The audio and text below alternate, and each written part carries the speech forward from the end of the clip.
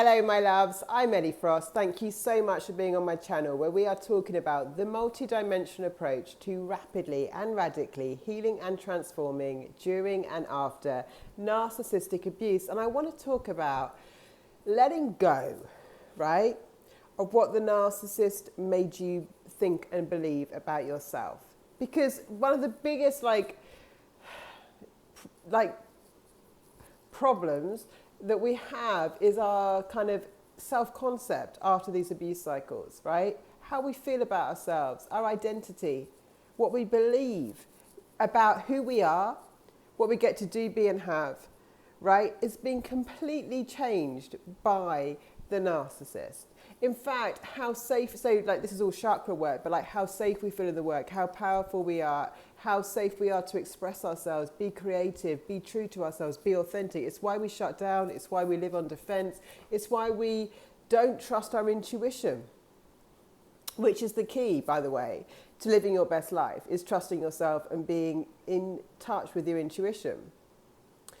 So know that in order to trap you, control you, dominate you, and make you into what they need you to be, which is submissive to them, right, an energy supply source to them, they have to completely erode your concept of self. My 3 pillars of sovereign are self-focused, self-partnering, and self-sourcing, right? So you self-focused means I'm aware of how I actually feel. I'm not in my head like trying to rationalize and being gaslit. I'm actually in my body, in my intuition, in my awareness of what's truth. I'm connected to truth, my truth. Self-partnering is I've got my back, yeah? I'm not giving my power away to unhealthy people. I've got my back. I'm going to back myself up. I'm going to self-parent. I'm going to give myself what I want and need emotionally.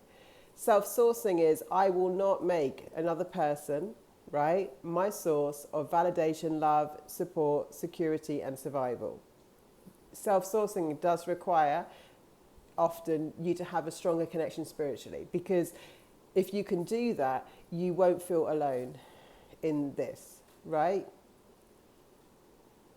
So the narcissist programs your subconscious mind to believe lies about yourself that disempower you. This is how they disarm you, right? I'll give you some things, examples in my life. I'm a straight A student, right? My dad used to sit me down and look at me all the time because I'm a seer. I was always highly intuitive. I'm highly psychic now because I've expanded my channel, but like I always could see through things. I always had intuition, I always did. So he would constantly shut that down in me, right? So he would sit and look me in the eye and say, look, you can't trust yourself. You can't trust yourself. Why? Because he needed to gaslight me so that I wouldn't see the truth, because I knew what it was. Most of us do.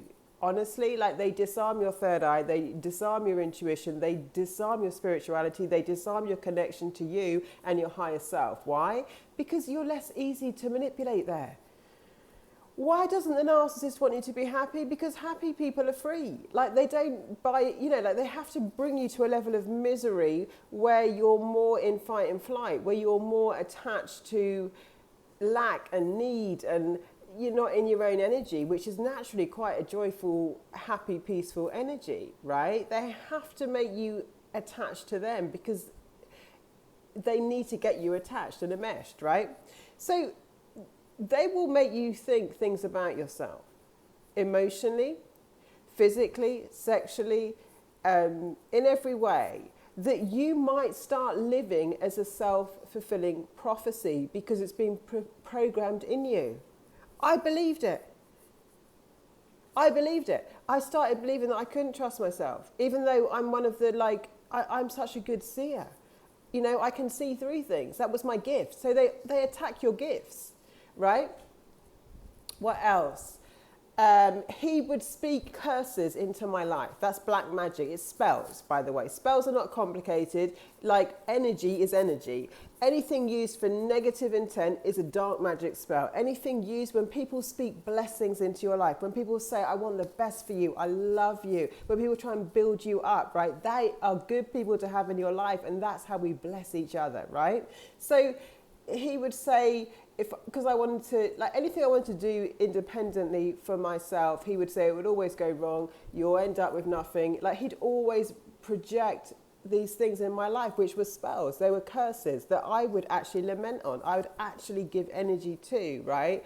So they speak curse into your life. And if we attach to it, it can become a self-fulfilling prophecy. But what you've got to be aware of is that there's a part of you that knows it's not true. There's a part of you that knows the truth in you. There's a part of you that you can connect to at all times, right? So what I want you to do when someone is negatively impacting your life is to say these words: it means nothing. It means nothing to me.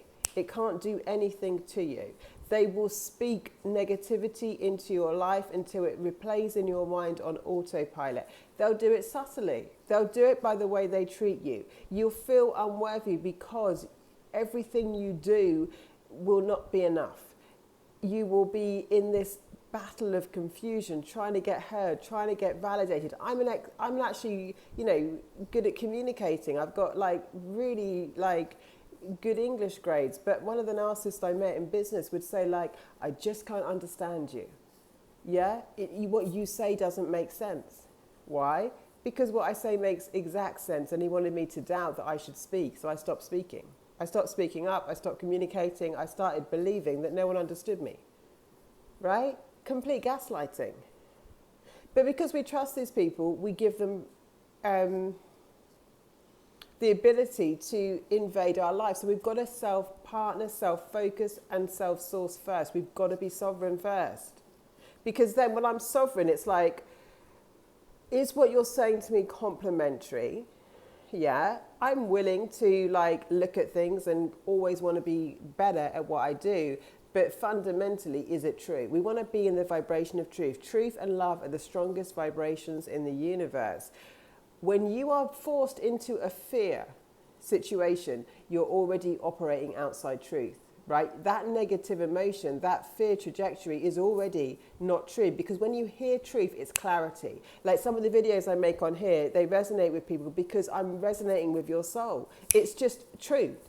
I haven't got to convince you. I'm not justifying it. I'm not manipulating you. I'm not guilt tripping you. I'm not saying if you don't understand what I'm saying, you're wrong, or you've got to do this, or you don't care about yourself. I speak with a different knowing, which gives me the permission to be able to take you to some of your edges where it's not necessarily comfortable, but it's still real, it's still true. I talk on topics that are hard to hear sometimes, right? But it comes from love, and it comes from a resonance that you can feel in your body sometimes, right, with me, because it's coming from a true vibration. I have to say the truth. To say the truth is uncomfortable. It's not what people want to hear. It's not what gets you the most likes on the internet. It's what people need because it's real, rather than, maybe what they want to hear sometimes, what we want to pretend. There's a different resonance with truth. When you speak from truth, people can hear you. When you allow your own truth. You see, the negative emotion we feel a lot of the time when we're in these dynamics is because we're resisting our internal guidance system, which is the truth. It doesn't matter how many times they tell you something, and we want to believe them because we want to be loved by them, or we want to love them, and we want to be good people, and we want to be objective and blah, blah, blah. But the fact is, it's not resonating with our truth. It just doesn't feel right inside. Logically, there was nothing I've ever done in my life that would mean I couldn't trust myself at that point.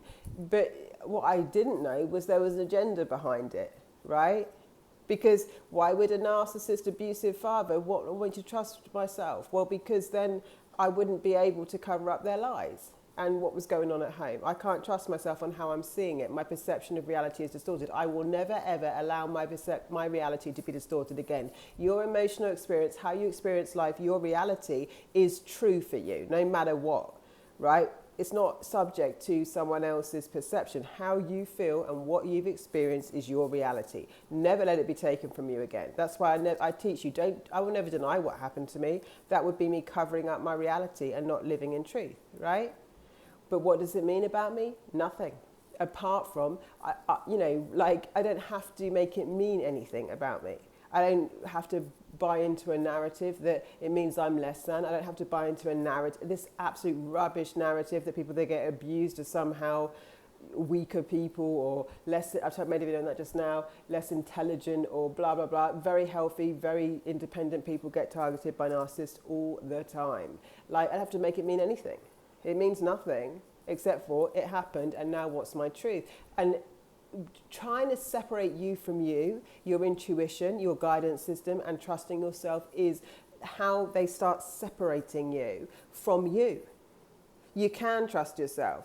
Don't get in your mind and be gaslit out of what you know is true. If most of us have stayed in our bodies, in our feelings, our true sensory feelings about the narcissist, we would have seen things a lot sooner. For a lot of it, like the narcissist lives in the realm of confusion, we have been talking ourselves out of our feelings, trying to rationalize. So I teach you, like, a lot of therapy doesn't work for people when they're healing trauma. It doesn't, trauma's on the level of the body, not the mind. So you can't outthink a feeling, but feelings are messengers. They're not meant to be like, we're not meant to react and put them on others. We're meant to process them healthily and then understand the underlying message. They're telling you everything you need to know. A lot of physical illness is dis-ease in the body, not all, but some, where we haven't listened to a message and then it's got chronic. Sometimes that message will be stop focusing on the narcissist and obsessing. It's making you angry, it's making you bitter, it's making you resentful. Come home to yourself, regulate your energy, build your energetic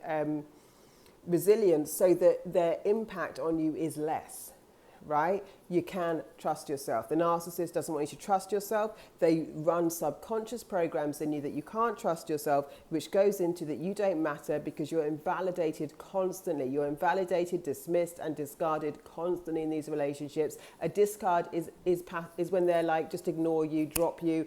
You know what I mean? Don't show any, they just drop it. They just drop you when they feel like it. They invalidate you, they invalidate your feelings, they invalidate your point of view all the time, right? So that you are taught that you don't matter. It's another big one for narcissists.